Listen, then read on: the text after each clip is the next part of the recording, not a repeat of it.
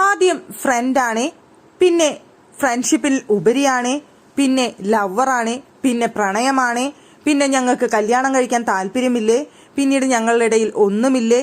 ഈ നാടകങ്ങൾക്ക് എല്ലാം ശേഷം ഇപ്പോൾ 2 വ്യക്തികൾ ഈ ഗെയിമിലോട്ട് തിരിച്ചു വന്നിരിക്കുകയാണ്. എന്തായാലും ഉച്ചവരെ ഞങ്ങൾക്ക് വീട്ടിൽ പോണം, ഞങ്ങൾക്ക് മതിയായി ഗെയിം കളിച്ചത് എന്ന് പറഞ്ഞിരുന്ന് നടന്നിരുന്ന 2 പേർ പിന്നീട് കൺഫ്യൂഷൻ റൂമിലേക്ക് പോവുകയും സൈക്കാട്രിസ്റ്റിനെ കാണുകയും ഒക്കെ ചെയ്തതിനു ശേഷം ഇപ്പോൾ 2 വ്യക്തികൾ വളരെ ഗംഭീരമായ ഒരു തിരിച്ചുവരവ് നടത്തിയിരിക്കുകയാണ്. ആരാണെന്ന് ഞാൻ പ്രത്യേകിച്ച് പറയേണ്ട ആവശ്യകതയില്ലല്ലോ.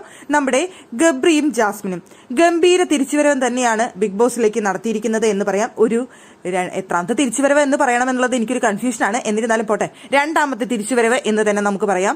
അങ്ങനെ 2 പേരും ഇപ്പോൾ ഗംഭീര തിരിച്ചുവരവ് നടത്തിക്കൊണ്ട് അവിടെ പവർ റൂമിലേക്ക് വരുന്ന ആ ഒരു ടാസ്ക് കൊടുത്ത സമയത്ത് അവിടെ ഗബ്രി നല്ലൊരു പെർഫോമൻസ് കാഴ്ചവെച്ചു.